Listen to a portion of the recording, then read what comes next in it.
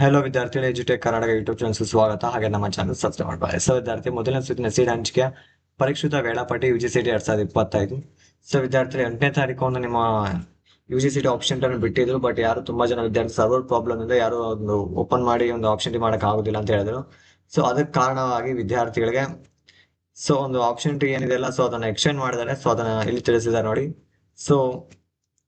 Eligible candidates can enter the option in order of preference ಹೇಳಿದ್ದಾರೆ. ನೀವು ಏನೇ ಒಂದು ಆಪ್ಷನ್ ಕಾಲೇಜ್ನ ಆಡ್ ಮಾಡಿದ್ರು order of preference. Order of preference ಅಂದ್ರೆ ಏನೆಲ್ಲ ವಿದ್ಯಾರ್ಥಿಗಳು, ನಿಮ್ಗೆ ಇಚ್ಛೆ ಆಗಿರುವಂತ ಕಾಲೇಜ್ ಏನಿದೆ ಅಲ್ಲ, ಅದನ್ನ ಮೇಲಿನ ಕ್ರಮದಲ್ಲಿ ಆಡ್ ಮಾಡ್ಕೊಳ್ಳಿ. ಬೇಡವಾಗುವಂತ ಕಾಲೇಜ್ನೆಲ್ಲ ನೀವು ಬಾಟಮ್ ಕಾಲೇಜಲ್ಲಿ ಆಡ್ ಮಾಡ್ಕೊಂತ ಬರ್ರಿ. ಇದನ್ನ ಆರ್ಡರ್ ಆಫ್ ಪ್ರಿಫರೆನ್ಸ್ ಅಂತಾರೆ. ಮೇಲಿಂದ ಕೆಳಗಡೆ ಆಡ್ ಮಾಡ್ಕೊಂತ ಬರ್ರಿ ಕಾಲೇಜ್ಗಳನ್ನ. ನೀವು ಒಂದು ಮೂಕ್ ಅಲಾಟ್ಮೆಂಟ್ ಅಲ್ಲಿ ಕಾಲೇಜ್ನ ಆಡ್ ಮಾಡಿದ ನಂತರ ಮೂಕ್ ಅಲಾಟ್ಮೆಂಟ್ ರಿಸಲ್ಟ್ ಏನಿದೆ ಅಲ್ಲ ವಿದ್ಯಾರ್ಥಿಗಳೇ, ಅದು ಬಂದು 21ನೇ ತಾರೀಕು 7ನೇ ತಿಂಗಳು 2025 ಮಧ್ಯಾಹ್ನ ಒಂದು 11 ಗಂಟೆಗೆ ಒಂದು ನಿಮ್ಮ ರಿಸಲ್ಟ್ ಅನ್ನು ಪ್ರೊವೈಡ್ ಮಾಡ್ತಾರೆ. 11 ಅಂದ್ರೆ ಒಂದು 2 ಗಂಟೆವರೆಗೂ ಆಗುತ್ತೆ. ಹಾಗೇನೆ ವಿದ್ಯಾರ್ಥಿ ನಿಮ್ದು ಏನಿದೆಲ್ಲ ಆಪ್ಷನ್ ಲಾಸ್ಟ್ ಡೇಟ್ ಏನಿದೆಲ್ಲ 18ನೇ ತಾರೀಕಿದೆ. ನೈಟ್ 12 ಗಂಟೆವರೆಗೂ ಒಂದು ಚಾನ್ಸ್ ಕೊಟ್ಟಿದ್ದಾರೆ, ಟೈಮ್ ಅನ್ನು ಕೊಟ್ಟಿದ್ದಾರೆ. ಒಂದು ಮೂಕ್ ಅಲಾಟ್ಮೆಂಟ್ ರಿಸಲ್ಟ್ ಆಗಿದ ನಂತರ ವಿದ್ಯಾರ್ಥಿಗಳು ನಿಮ್ಗೆ ಒಂದು ಕಾಲೇಜ್ ಸಿಕ್ಕಿಲ್ಲ ಅಂದ್ರೆ ಜಸ್ಟ್ ಒಂದು ಎಕ್ಸರ್ಸೈಸ್ ಅಂತ ಹೇಳ್ಕೋಬಹುದು. ಅದು ರಿಯಲ್ ಅಲಾಟ್ಮೆಂಟ್ ಆಗಿರೋದಿಲ್ಲ. First option real first option ಏನಿರುತ್ತಲ್ಲ, ಅದು ಬಂದು 21ನೇ ತಾರೀಕು 7 2025 ಹಾಗೂ ಮಧ್ಯಾಹ್ನ ಒಂದು 2 ಗಂಟೆಯಿಂದ 24ನೇ ತಾರೀಕು 7ನೇ ತಿಂಗಳ 2025 ನೈಟ್ 12 ಗಂಟೆವರೆಗೂ ಟೈಮ್ ಅನ್ನು ಕೊಟ್ಟಿದ್ದಾರೆ. ನೀವು ಫಸ್ಟ್ ಒಂದು ಮೂಕ್ ಅಲಾಟ್ಮೆಂಟ್ ಅನ್ನ ಆಡ್ ಮಾಡಿಲ್ಲ ಅಂದ್ರೂ ಪರವಾಗಿಲ್ಲ, ಬಟ್ ಡೈರೆಕ್ಟ್ ನೀವು ಫಸ್ಟ್ ಆಪ್ಷನ್ ಕೂಡ ಆಡ್ ಮಾಡಬಹುದು. ಫಸ್ಟ್ ಆಪ್ಷನ್ ಏನು ಫರಕ್ ಆಗೋದಿಲ್ಲ, ನೀವು ಡೈರೆಕ್ಟ್ ಆಗಿ ಫಸ್ಟ್ ಆಪ್ಷನ್ ಕೂಡ ಆಡ್ ಮಾಡಬಹುದು.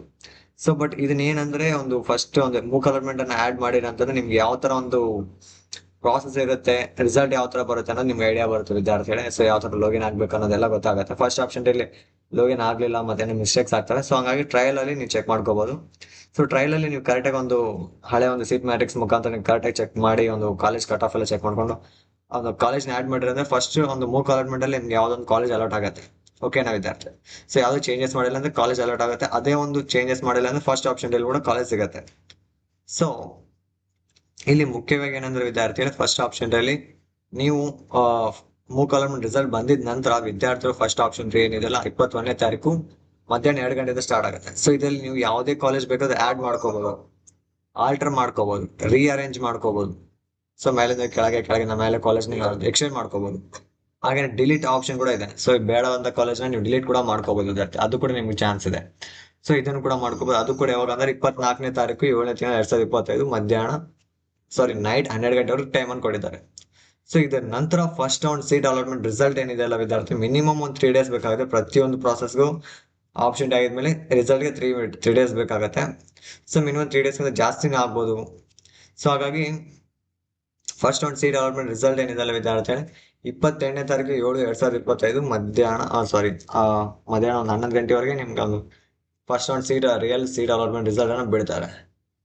ಹಾಗೆ UG ನೀಟ್ ರ್ಯಾಂಕ್ ಪಡೆದಿರುವಂತಹ ವಿದ್ಯಾರ್ಥಿಗಳು ವೈದ್ಯಕೀಯ ದಂತ ವೈದ್ಯ ಕೋರ್ಸ್ ಸಂಬಂಧಪಡಿಸಿದ ವಿದ್ಯಾರ್ಥಿಗಳು ಆಪ್ಷನ್ ಡಿ ಮಾಡೋದು ಬೇಕಾಗಿಲ್ಲ ಅಂತ ಹೇಳ್ತಿದ್ದಾರೆ. ಯಾಕಂದ್ರೆ ಅವರಿಗೆ MCC ವೇಳಾಪಟ್ಟಿ ಅಂತ ಪ್ರಕಟಣೆ ನೀಡಲಾಗೋದು ಅಂತ ಹೇಳಿದ್ದಾರೆ.